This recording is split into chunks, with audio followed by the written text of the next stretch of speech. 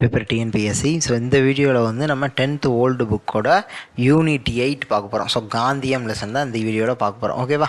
So காந்தியம். So கடன்னு சொல்லிடுறேன், ஒவ்வொரு பாயிண்ட்டாக ஞாபகம் வச்சுக்கிறோம், அவ்வளோதான். சரியா?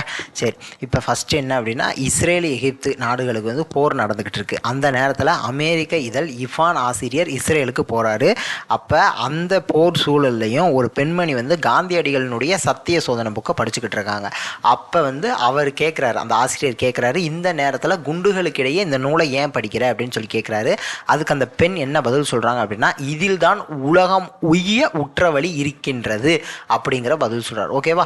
ஸோ இந்த மாதிரி இந்த அளவுக்கு போற்றத்தக்க ஒரு நூலாக அந்த சத்திய சோதனை அப்படிங்கிற அந்த புக்கு இருக்குது அப்படிங்கிறத சொல்ல வர்றாங்க. ஸோ உலகத்தில் இன்றைக்கி காந்தியடிகள் இல்லை, ஆனால் அவர் வெற்றி சென்ற காந்திய கொள்கைகள் வந்து இன்றைக்கும் உலகத்தை வழிநடத்தி செல்கின்றது அப்படிங்கிறது தான் இங்கே கருத்து. ஓகேவா? சரி, இப்போ அடுத்த பாயிண்ட் என்ன அப்படின்னா, காந்தியடிகள் சிறுவனாக இருக்கிறப்ப குஜராத்தி பாடல் ஒன்றை கேட்குறார். ஓகேவா? அப்போ சிறுவனாக இருக்கிறப்ப குஜராத்தி பாடல் ஒன்றை கேட்டார். என்ன அப்படின்னா, தாகத்திற்கு நீர் தருவதில் ஒன்றுமில்லை, தீமை செய்தவருக்கும் நன்மையே செய், உண்மை பொருண்மை உண்டு அப்படிங்கிறத அந்த பாடல் அந்த பாடலுடைய வரிகள் அப்படிங்கிறது அதுதான். ஸோ இந்த பாடல் மூலியமாக இன்னா செய்யாமை, அஹிம்சை அப்படிங்கிற கருத்து வந்து அவருக்குள்ளே வந்து அப்பயே விதைக்கப்படுகிறது அப்படின்னு சொல்கிறாங்க. அப்போ இன்னா செய்யாமை, அஹிம்சை, குஜராத்தி பாடல். அந்த பாடல் என்ன அப்படின்னா, தாகத்திற்கு நீர் தருவதனால ஒன்றுமில்லை, தீமை செய்தவருக்கும் நன்மை செய், உண்மை பொருண்மை உண்டு, அவ்வளோதான். ஓகேவா? சரி, அடுத்து என்ன அப்படின்னா, பள்ளியில் படித்து கொண்டிருந்த காலத்தில் வந்து சிரவண பிதுர்பத்தி அப்படின்னு ஒரு நாடக நூலை படிக்கிறார். அப்போ பள்ளி பருவத்தில் சிரவண பிதுர்பத்தி அப்படிங்கிற ஒரு நாடக நூல், சிரவண பிதுர்பத்திங்கிறது என்ன, அது நாடக நூலை என்ன செய்கிறாரு, படிக்கிறாரு. ஓகேவா? பின்னாடி வந்து ஹரிச்சந்திரன் நாடகத்தை பார்ப்பார். ஸோ எதை பார்க்கிறாரு, எதை படிக்கிறாரு அப்படிங்கிறதெல்லாம் தெரிஞ்சுக்கணும். இப்போ இந்த சிரவண பிதுர்பத்தி அப்படிங்கிற நாடக நூலை படிக்கிறார்ல, இதில் இந்த சிரவணன் அப்படிங்கிற அந்த இளைஞன் வந்து பார்வையற்ற தன்னுடைய தாய் தந்தையிட காவடியில் தூக்கி செல்லும் ஒரு காட்சி வந்து இடம்பெறுகிறது. ஸோ அதனை பார்த்து தாமும் தம்முடைய பெற்றோர் மீது அன்பு செலுத்தணும் அப்படின்னு சொல்லி விரும்புகிறார். ஓகேவா? ஸோ அடுத்து ஒரு பாயிண்ட். ஸோ ஃபஸ்ட்டு அந்த குஜராத்தி பாடல், ரெண்டாவது வந்து சிரவண பிதுர்பத்தி, மூணாவது ஹரிச்சந்திரன் நாடகத்தை காந்தி பார்க்கிறார். ஓகேவா? ஸோ அப்போ ஹரிச்சந்திரன் நாடகத்தை பார்க்குறாரு.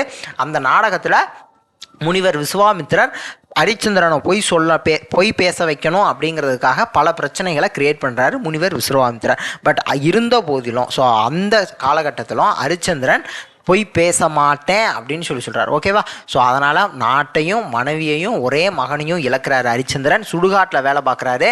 ஸோ இப்படி இருந்த காலகட்டத்திலையும் பொய் சொல்லேன் அப்படின்னு சொல்கிறார், பொய் சொல்லாமல் இருக்கிறார். ஓகேவா? ஸோ அதை பார்த்துட்டு, அந்த நாடகத்தை பார்த்துட்டு தாமும் சத்தியவானாக இருக்கணும் அப்படின்னு சொல்லி காந்தியடிகள் நினைக்கிறார். ஓகேவா? ஸோ அதற்கப்புறம் இயேசுநாதரின் மலை சொற்பொழிவை பற்றிய நூலை படித்தார்.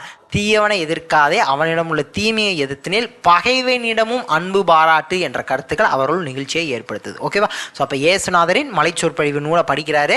அதில் என்னென்ன கருத்துக்கள், தீயவனை எதிர்க்காதீங்க, அவனிடம் உள்ள தீமையை எதிர்த்து நிற்கணும், பகைவன்ட்டையும் அன்பு காட்டு அப்படிங்கிறது அவருக்குள்ள காந்தியடிகள்கிட்ட நிகழ்ச்சியை ஏற்படுது. அதுக்கப்புறம் பகவத்கீதையை படித்ததன் மூலம் மன உறுதியை பெற்றார். அப்போ பகவத்கீதை மன உறுதி. ஓகேவா? ஸோ அடுத்து ரஷ்ய அறிஞர் தால்சுதாய் எழுதிய உன்னுள் இருக்கும் ஆண்டவனின் அரசு, the kingdom of God is within you அப்படிங்கிற அந்த புக்கை படிக்கிறாரு. ஸோ அந்த புக்கு வந்து அவர்கிட்ட பெரும் தாக்கத்தை ஏற்படுத்துது. தால்சுதாய் அந்த நூலில் வந்து இன்னா செய்தார்க்கும் அப்படிங்கிற அந்த திருக்குறளை மொழிபெயர்த்து எழுதியிருக்காரு. ஸோ அதை பார்த்துட்டு காந்தியடிகளுக்கு வந்து திருக்குறள் மீதும் தமிழ் மீதும் பற்று வருது. ஓகேவா? ஸோ அப்போ திருக்குறளை பற்றி தெரிஞ்சுக்கிறதுக்கும் திருக்குறள் மீதும் தமிழ் மீதும் அந்த பற்று வர்றதுக்கான காரணம் உருசிய அறிஞர் தால்சுதாய் எழுதிய உன்னுள் இருக்கும் ஆண்டவனின் அரசு அப்படிங்கிற அந்த புக்கில் இருக்கிற இன்னா செய்தார்க்கும் அப்படிங்கிற திருக்குறள். ஓகேவா? இன்னா செய்தார்க்கும் இனியவை செய்யாக்கால் என்ன பயத்ததோ சால்பு. ஓகே தானே? சரி, அடுத்து அன்பு, உண்மை, உறுதி, இன்னா செய்யாமை ஆகிய பண்புகள் வந்து இயல்பாகவே அவர்கிட்ட இளம் பருவத்திலேயே அமைஞ்சிருக்கு அப்படிங்கிறத சொல்ல வர்றாங்க. ஸோ அடுத்து அறவழி விடுதலை போர், அதாவது போராட்ட முறைகள் எத்தனை, 2. 1 என்னது, போர் முறையில் போராடுவது. கரெக்டாக? அப்போ 1 போராட்ட முறைகள், 2 1 போர் முறை, இன்னொன்று என்ன அப்படின்னா அறவழியில் உரிமை போர் செய்து வெற்றியை பெறுவது. 1 போர் செஞ்சு பெறுறது, இன்னொன்று அறவழி. ஓகேவா? அப்போ இதில் வந்து அறப்போர் முறையை காந்தியடிகள் தேர்ந்தெடுக்கிறாரு. காரணம் என்ன அப்படின்னா, மனிதனின் நோக்கம் உயர்ந்ததாகவும் தூய்மையானதாகவும் மட்டும் இருந்தால் போதாதுப்பா. மனிதனுடைய நோக்கம், உங்களோட பிரைமரியான அப்ஜெக்டிவ் உயர்ந்ததாகவும் அது தூய்மையானது மட்டும் இருந்தால் போதாது, அதனை அடையும் வழிமுறைகளும், ஸோ நீ அதை அடையிற பாரு அந்த பாதையும் எப்படி இருக்கணும் அப்படின்னா, அந்த வழிகளும் எப்படி இருக்கும் அப்படின்னா அதுவும் தூய்மையானதாகவும் பிறருக்கு துன்பம் தராததாகவும் இருக்கணும் அப்படின்னு சொல்றாரு. ஓகேவா? அப்போ இந்த ஸ்டேட்மெண்ட் கொடுத்து யாரோட ஸ்டேட்மெண்ட் கேட்பாங்க.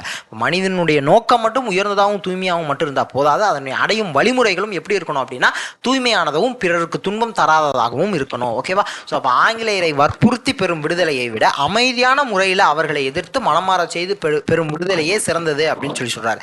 ஸோ நேதாஜி போன்றோர் போர் முறையை கையாண்டு தான் விடுதலை பெற முடியும் அப்படின்னு சொன்னப்ப காந்தி என்ன சொல்றாரு, வன்முறையை வன்முறையால் வெல்ல நினைப்பது தீயை தீயால் அணைக்க முற்படுவது போன்றது.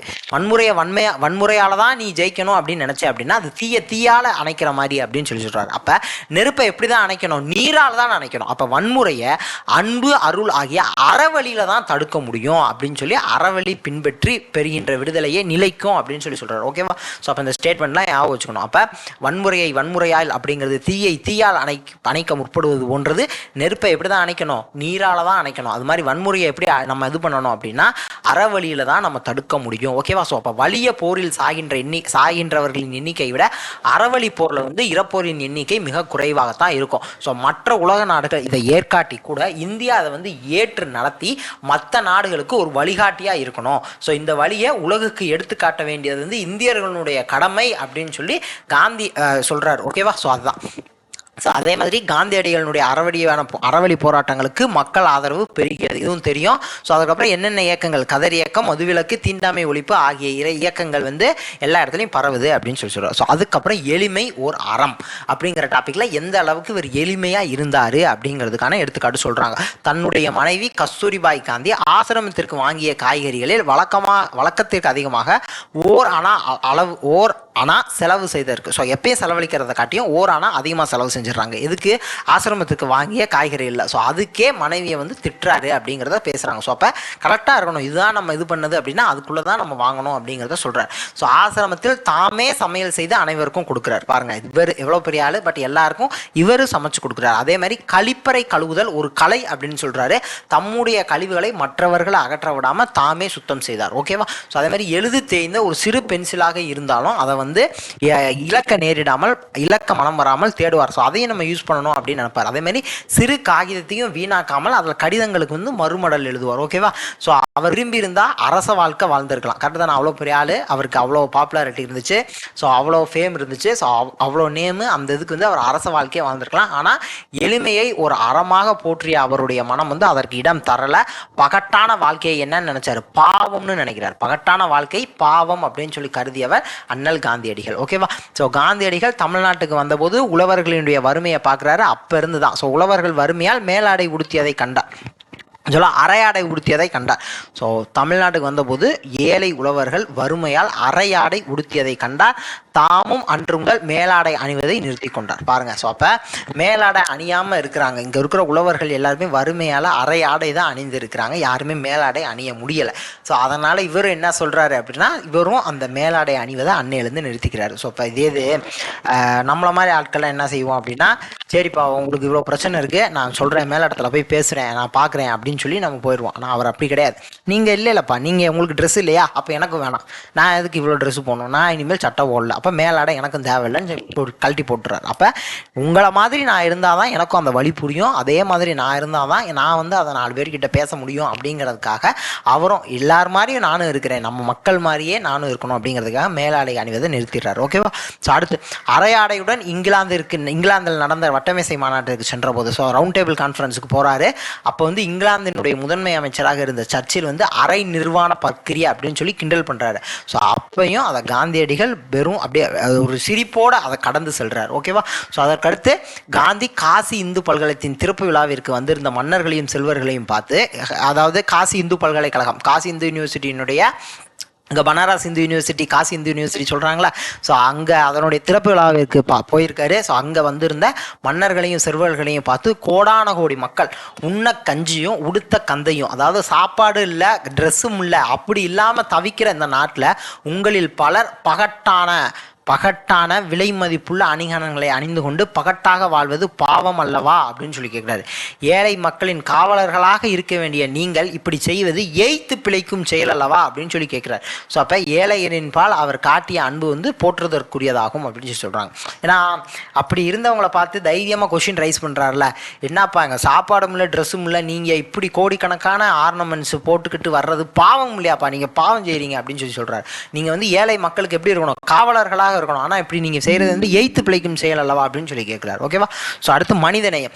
மனிதரோடு மனிதராக வாழ்ந்து மனிதருக்காக வாழ்ந்து, நல்லா நோட் பண்ணுங்க, மனிதரோடு மனிதராக வாழ்ந்து மனிதருக்காகவே வாழ்ந்து மகாத்மாவாக உயர முடியும் அப்படிங்கிறத மெய்ப்பித்தவர் வந்து உலக உத்தமர் காந்தியடிகள். ஸோ மனிதனின் பெருமையை மனிதனுக்கு உணர்த்தி எளியவர்களிடம் மறைந்திருக்கும் அருமையை உணர்த்தி அவரை வரலாற்று நாயகர்களாக மாற்றியவர் காந்தி. ஸோ அப்போ இங்கே எல்லாமே சாதாரண மனுஷங்க தான் இருக்கிற, எல்லாருமே சாதாரண மனுஷன் தான். ஆனால் எளியவர்கிட்டையும் இங்கே ரொம்ப கீழ்நிலையில் இருக்கிறவங்கள கூட உங்களாலையும் விடுதலை போராட்டத்துக்கு ஹெல்ப் பண்ண முடியும், உங்களாலையும் போராட முடியும், வாங்க எழுச்சி பெறுங்க, நம்ம எல்லாம் சேர்ந்து பாடுபட்டால் தான் நம்ம நாடு விடுதலை அடைய முடியும் அப்படின்னு சொல்லி எளியவர்களை கூட, ஸோ ரொம்ப வறுமை கோட்டு கீழே இருக்கிறவர்கள் கூட, உழவர்களை கூட, நெசவாளர்களை கூட, இன்னும் எல்லா தரப்பு மக்களையும், தொழிலாளர்கள்லேருந்து ஆரம்பித்து எல்லா தரப்பு மக்களையுமே விடுதலை போராட்டத்துக்கு உள்ளே இழுத்துட்டு வந்து அவங்களை எல்லாத்தையுமே ஒன்று திரட்டி போராடி நாட்டுக்கு விடுதலை வாங்கி கொடுத்தாருல. ஸோ அதான் இப்போ மனிதனின் பெருமையை மனிதனுக்கே உணர்த்துறாரு.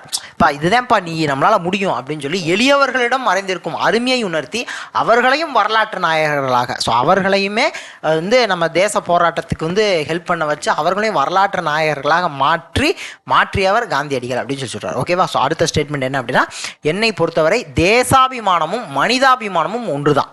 நான் ஒரு தேசபக்தன். அதற்கு அடிப்படையான காரணம் என்ன அப்படின்னா, நான் மனிதனாக இருக்கிறதும் அதற்கு மேல் மனிதாபிமானியாக இருக்கிறதும் அப்படின்னு சொல்லி சொல்கிறார். ஸோ நான் ஒரு தேசபக்தன் தான். அதுக்கு என்ன ரீசன், அதுக்கு என்ன பேசிக்கான காரணம் அப்படின்னா, நான் மனுஷனாக இருக்கிறதும் அதுக்கு மேலே மனிதாபிமானியாக இருக்கிறதும் அப்படிங்கிறது தான். ஸோ அவர் ராமனை போற்றியதற்கு காரணம் என்ன அப்படின்னா, அவர் மனிதனாக பிறந்து மனித பண்புகளால் உயர்ந்து மானுடரோடு மற்ற உயிரினங்களையும் உடன் பிறந்தவர்களாக ஏற்று உலகம் உய்ய உற்ற வழி காட்டியதால் தான். ஸோ அவர் வந்து எந்த ஒரு சூப்பர் பவரையும் யூஸ் பண்ணலை. ராமர் வந்து மனிதராக பிறக்கிறாரு, மனித பண்புகளாலேயே உயர்றாரு. ஸோ அப்போ மனித எதெல்லாம் நல்ல ஹியூமன் குவாலிட்டிஸோ அதெல்லாம் அவர் எடுத்து அதுபடி வாழ்கிறாரு. ஸோ மற்ற உயிரினங்களையும், ஸோ அதாவது மற்ற உயிரினங்களையும் உடன் பிறந்தவரை ஏற்று உலக உய்ய நல்ல வழியை காட்டியதால் தான் அவரை ராமரை வந்து இவர் போட்டுறாரு அப்படிங்கிறதுக்கான காரணத்தை சொல்கிறாங்க. ஸோ அடுத்து மனிதர் மொழியாலும் நாட்டாலும் உணர்த்தப்படுவதனை காட்டிலும் மனிதத்தன்மையால் பிறருக்கு உணர்த்தப்படுவது சிறப்பு. ஸோ மொழியாலும் நாட்டாலும், வாட் இஸ் யுவர் ஐடென்டிட்டி அப்படின்னா மொழியோ நாடோ கிடையாது, நீ வந்து மனுஷன், அதுதான், அதனால தான், அதுதான், அப்படி இருக்கிறது தான் ஒரு சிறப்பு அப்படிங்கிறத சொல்கிறார். சான்றாக, நான் மொழியால் குஜராத்தியன், நாட்டால் இந்தியன், உலக நிலையின் உலகன், ஆனால் மனிதனாக இருக்க வேண்டும். நான் குஜராத்தி, இந்தியன், குஜராத்தியன், இந்தியன், உலகன் அப்படிங்கிறதெல்லாம் தாண்டி நான் மனுஷனாக இருக்கணும். குஜராத்தியனாக இருக்கிறத காட்டிலும் இந்தியனாக இருக்கிறத காட்டிலும் மனிதனாக இருப்பதே பெருமைக்குரியது அப்படின்னு சொல்லி எண்ண வேண்டும் அப்படின்னு சொல்லி சொல்கிறார். ஓகேவா? ஸோ அவ்வாறு உலகோர் அனைவரும் குறிக்கோளுடைய மனிதராக இருந்தால் உலகமே ஒரு நல்ல சமுதாயமாக உருவாகும் அப்படின்னு சொல்லி சொல்கிறார். இந்த ஸ்டேட்மெண்ட்லாம் முக்கியமான ஸ்டேட்மெண்ட். ஓகேவா? ஸோ அப்போ உலகோர் அனைவரும் குறிக்கோளுடைய மனிதராக இருந்தால் உலகமே ஒரு நல்ல சமுதாயமாக உருவாகும் அப்படின்னு சொல்லி சொல்கிறார். உலகமே ஒரு நல்ல சமுதாயம், உலகத்தையே சொல்கிறார் பாருங்க, உலகமே ஒரு நல்ல சமுதாயமாக உருவாகும் அப்படின்னு சொல்லி சொல்கிறார். ஸோ அடுத்து இன்னா செய்யாமை. ஸோ தென்னாப்பிரிக்காவில் இந்தியர்களுக்கு எதிரான கருப்பு சட்டங்களை வந்து காந்தியடிகள் கொளுத்தியதால் சிறையில் அடைக்கப்படுகிறார். ஸோ அப்போ சிறையிலேருந்து அவருக்கு கடுங்காவல் தண்டனை வந்து விதிக்கப்படுகிறது. ஸோ சிறையில் செருப்பு தைக்கிறாரு. செருப்பு தைச்ச முதல் இணை செருப்பே சிறப்பாக வருது, அதை யாருக்காவது கிஃப்ட் பண்ணணும்னு நினைக்கிறாரு. அப்படியே அன்பளிப்பாக கொடுக்கணும் அப்படின்னு நினச்சோன்னே அவருடைய நினைவுக்கு வந்த முதல் மனிதர் ஸ்மிட்ஸு. அவர் வந்து யார் அப்படின்னா காந்தியடிகள் வந்து சிறையில் அடைத்த ஆளுநர், அந்த ஸ்மிட்ஸ் அப்படிங்கிறவர். ஸோ அப்போ அந்த சிறையிலிருந்து விடுதலையானதும் ஸ்மிட்ஸை சந்தித்து தாம் தைத்த காலணிகளை கொடுக்குறாரு. ஸோ அதற்கு ஈடாக, ஸோ அதற்கு ரிட்டர்ன் கிஃப்டாக ஸ்மிட்ஸ் என்ன செய்கிறாரு அப்படின்னா காந்திக்கு விவிலியம் சார்ந்த 2 நூல்களை பரிசாக கொடுக்குறாரு. ஸோ அதை வந்து பொன்னே போல் போற்றி தம்முடனே வைத்து கொண்டார் காந்தியடிகள். ஸோ அவ்வளோ வேல்யூபிளாக அதை கன்சிடர் பண்ணி தன்னோட வச்சுக்கிறாரு. ஓகேவா? ஸோ இப்போ 1948 ஜனவரி 30 காந்தியடிகள் சுட்டுக் கொல்லப்படுகிறார். அப்போ உலகமே இரங்கல் செய்தி தெரிவித்தது. தன்னுடைய இரங்கல் செய்தியில் ஸ்மிட்ஸ் என்ன தெரிவிக்கிறார் அப்படின்னா, காந்தி சிறையில் தாமே தைத்த காலணிகளை வந்து எனக்கு அன்பளிப்பாக கொடுத்தாரு. அதை நானும் ஆர்வத்தோடு வாங்கி போட்டேன். பட் நான் அதை மாட்டினவுடனே என்னுடைய கால்கள் நடுங்கின, நிற்க முடியவில்லை. உடனே அதை எடுத்து சென்று என்னுடைய பூஜை அறையில் வைத்து வணங்கி வருகிறேன் அப்படின்னு சொல்லி ஸ்மிர்ட்ஸ் தன்னுடைய இரங்கல் செய்தியில் குறிப்பிட்டார். ஓகேவா? ஸோ தன்னை சிறையில் அடைத்த ஆளுநருக்கும் அன்பளிப்பு வழங்கியவர். ஸோ அந்த அன்பளிப்பை கூட அந்த ஆளுநரால் போட முடியலை. ஏன்னா அவர் மேலே இருந்த அந்த மரியாதைனால அவரால் போட முடியல. ஸோ அதை வந்து பூஜை அறையில் வைத்து வணங்குற அளவுக்கு ஒரு பெருமைக்குரியவர் அப்படிங்கிறத சொல்கிறாங்க. ஓகேவா? ஸோ அதான் இன்னா செய்யாமை. ஸோ தம்மை சிறையில் அடைத்த ஆளுநருக்கும் அன்பளிப்பு வழங்கியவர், அதான் இன்னா செய்யாமை. ஓகேவா? ஸோ அடுத்து இளைஞர்களினுடைய கடமை. ஸோ என்ன அப்படின்னா, நாட்டில் வளர்ந்து வரும் அனைத்து வறுமை நிலைகளையும் ஆராயணும். எல்லா விதமான வறுமை நிலைகளையுமே நம்ம ஆராயணும். இளைஞர்களினுடைய உள்ளத்தில் நாட்டுப்பற்று, தெய்வப்பற்று, மொழிப்பற்று வளரும் வகையில் கல்வி அமையணும். கல்வி எப்படி அமையணும்னு சொல்கிறாரு? இளைஞர்களுடைய உள்ளத்தில் நாட்டுப்பற்று, தெய்வப்பற்று, மொழிப்பற்று 3 விஷயம் சொல்கிறாருப்பா. அது வளர்கிற வகையில் கல்வி அமையணும் அப்படின்னு சொல்கிறார். ஸோ நம்ம நாட்டிற்கே உரிய கிராம தொழில்களையும் நாட்டுப்புற கலைகளையும் வளர்க்க இளைஞர்கள் முன்வர வேண்டும். ஸோ அப்போ இளைஞர்களை என்னென்னலாம் சொல்கிறாரு? கிராம தொழில், நாட்டுப்புற கலைகள். ஸோ பின்னாடி சுதேசி இயக்கம், தீண்டாமை, இந்த மாதிரியான விஷயங்களுக்கும் இளைஞர்கள் வந்து இது பண்ணணும் அப்படிங்கிற மாதிரி சொல்லியிருப்பார். ஓகேவா?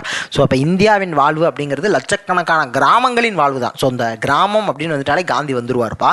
ஸோ அப்போ இந்தியாங்கிறது கிராமம் சேர்ந்தது தான் இப்போ இந்தியா அப்படின்னு சொல்லுவார். ஸோ அந்த கிராமங்களின் வாழ்வு அப்படிங்கிறது அந்த நாட்டின் உள்ள உழவர்கள், இளைஞர்கள் ஆகியோரின் கையில் தான் இருக்குது. அப்போ ஒரு நாட்டினுடைய வாழ்வுங்கிறது அந்த கிராமத்தை சார்ந்தது. அந்த கிராமம் அப்படிங்கிறது வந்து அப்போ அந்த நாட்டினுடைய வாழ்வு எதை டிபெண்ட் பண்ணியிருக்கு அப்படின்னா, உழவர்களையும் இளைஞர்களையும் அவங்க கையில் தான் இருக்குது அப்படிங்கிறது சொல்கிறார். ஓகேவா? ஸோ அப்போ தன்னாட்டு பொருள் இயக்கமான சுதேசி இயக்கத்தை வளர்க்கும் கடமையும் இளைஞர்களுக்கே உரியது. ஸோ சுதேசி இயக்கம், ஸோ என்னன்னா மேட் இன் இந்தியா, அவ்வளோதான். ஸோ அப்போ இந்த சுதேசி இயக்கத்தை வந்து வளர்க்குற கடமை யார்கிட்ட இருக்குது அப்படின்னா இளைஞர்கள்ட்ட தான் இருக்குது அப்படிங்கிறத சொல்கிறாரு. ஸோ வளர்ந்து வரும் வெளிநாட்டவர் பொருள் வரவேற்கத்தக்கதன்று என்று கண்டித்தார். ஸோ அப்போ வெளிநாட்டிலேருந்து வாங்கி நம்ம யூஸ் பண்ணக்கூடாது, நம்ம நாட்டில் உற்பத்தி பண்ணி நம்ம யூஸ் பண்ணணும் அப்படின்னு சொல்கிறார். ஓகேவா? ஸோ அடுத்த விஷயம், ஆங்கிலேயரது மேலாண்மை மூலம் நாம் அடைந்த அடிமைத்தனம் மிக மிக இழிவானது. ஸோ நம்மளை எப்படி ரூல் பண்ணாங்க, அவங்களோட அட்மினிஸ்ட்ரேட்டிவ் அந்த இதை பொறுத்து தான். ஸோ அவங்க அந்த மேலாண்மை திறத்தை வச்சு தான் கம்மியான நபர்களுடைய ஆங்கிலேயர்கள் இத்தனை கோடி இந்தியர்களை ஈஸியாக ஆண்டுட்டாங்க. ஓகேவா? ஸோ அப்போ அவங்களுடைய மேலாண்மை மூலம் நாம் அடைந்த அடிமைத்தனம் மிக மிக இழிவானது. ஸோ இதனை வந்து நம் நாட்டு இளைஞர்கள் விளங்கி கொள்ளும் வகையில் எடுத்துக்கிறணும். தீண்டாமை வன்கொடுமையை வலுவுடன் எதிர்த்து நிற்குமாறு இளைஞர்களை கேட்டுக்கொள்கிறார். ஸோ அப்போ தீண்டாமை வன்கொடுமையும், ஸோ இந்த தீண்டாமை விஷயங்களையும் இளைஞர்கள் வந்து எதிர்த்து நிற்கணும் அப்படின்னு சொல்கிறாரு. அதுக்கடுத்து பாருங்களேன், கொள்கை இல்லாத அரசியல், உழைப்பில்லாத ஊதியம், நாணயம் இல்லாத இன்பம், மனிதநேயம் இல்லாத அறிவியல், அறமில்லாத வழிபாடு ஆகியவற்றால் பயனில்லைன்னு சொல்லுவார். ஸோ இதெல்லாம் நோட் பண்ணுங்கள். கொள்கை, அரசியல்னா கொள்கை இருக்கணும். ஊதியம் உனக்கு ஒருத்தவங்க தர்றாங்கன்னா அதில் உன்னுடைய உழைப்பு இருக்கணும். ஒரு இன்பம் அப்படின்னா அதில் ஒரு நாணயம் இருக்கணும். அதேமாதிரி அறிவியல் அப்படிங்கிறப்ப மனிதநேயம் இருக்கணும். அறிவியல் அப்படின்னா சயின்ஸில் நம்ம டெவலப் ஆகிக்கிட்டே போகிறோம் அப்படிங்கிறதுக்காக மனிதநேயமற்ற செயல்களை செய்யக்கூடாது. அப்போ மனிதநேயம் இல்லாத அறிவியலில் மனிதநேயம் இருக்கணும் அப்படின்னு சொல்கிறாரு. அதேமாதிரி அறம் இல்லாத வழிபாட்டிலையும் அறத்தம் இருக்கணும், அறம் இருக்கணும் அப்படின்னு சொல்கிறார். ஸோ அதனால் பயனில்லை அப்படின்னு சொல்கிறார். ஓகேவா? அதுக்கப்புறம் ஈகத்தின் உச்சியில் நின்றவர் காந்தியடிகள். ஈகை அப்படிங்கிறது இங்கே தியாகம். ஸோ ஈகத்தின் அப்படின்னா தியாகம். ஸோ அவருடைய வாழ்வு முழுவதுமே ஈகம்தான் நிறந்திருந்தது. ஸோ அப்போ உப்புக்காக, உரிமைக்காக, ஒற்றுமைக்காக, சமத்துவத்திற்காக, வன்முறைக்கும் தீண்டாமைக்கும் எதிராக தொடர்ந்து போராடுவார். ஸோ அப்போ எல்லாத்துக்கும் அவருடைய வாழ்க்கையவே தியாகம் பண்ணுறாரு. உப்புக்காக, உரிமைக்காக ஆரம்பித்து ஸோ அப்போ அவருடைய வாழ்க்கை முழுவதும் அந்த ஈகை அப்படிங்கிறது இருந்துச்சு. ஸோ உப்புக்காக போராடுறாரு, உரிமைக்காக போராடுறாரு, மக்கள் ஒற்றுமையாக இருக்கணும்னு போராடுறாரு, இங்கே சமத்துவத்துக்காக போராடுறாரு, வன்முறைக்கும் தீண்டாமைக்கும் எதிராக போராடுறாரு. ஸோ அப்படி போராடிக்கிட்டே இருக்கிறாரு அப்படின்னு சொல்கிறாங்க. ஸோ அதே மாதிரி வீட்டுக்குள் முடங்கி கிடந்த பெண்களையும் சமூக நீதிக்கான போராளிகளாக ஆக்கியவர் அவர். அப்போ வீட்டுக்குள்ளே இருக்கிற பெண்களையும் அவர் தான் எழுச்சி பெற்று அவர் பேசி மாற்றி அவங்களையும் இந்த சமூக நீதிக்கான போராளியாக மாற்றுறாரு அப்படின்னு சொல்கிறாரு. கடைசியாக தம் உயிரையும் நாட்டுக்காக இந்து அமர வாழ்வு பெற்றார். ஓகேவா? ஸோ உலக உத்தமர் காந்தியடிகள் உள்ளத்தால் பொய்யாது ஒழுகி உலகத்தார் உள்ளத்தில் என்றும் நிலைத்து நிற்கின்றார். ஓகே தானே? ஸோ அடுத்து காந்தியடிகள் சிரவண பிதுர் பத்தி அப்படிங்கிற நாடக நூலை படித்தார். ஓகேவா? திருக்குறளை மொழிபெயர்த்த உருசிய அறிஞர் திருக்குறளை மொழிபெயர்த்த உருசிய அறிஞர் வந்து தால்சுதாய். ஓகே தானே? ஸோ அதான் அங்கே கொடுத்துருப்பாங்க. ஸோ இன்னா செய்தார்க்கும் அப்படிங்கிற திருக்குறளை வந்து மொழிபெயர்த்த உருசிய அறிஞர் தால்சுதாய். ஸோ அதுக்கப்புறம் காந்தியடிகள் ஹரிச்சந்திரன் நாடகத்தை பார்த்து உண்மையை பேச வேண்டும் அப்படின்னு சொல்லி உறுதி பூண்டார்.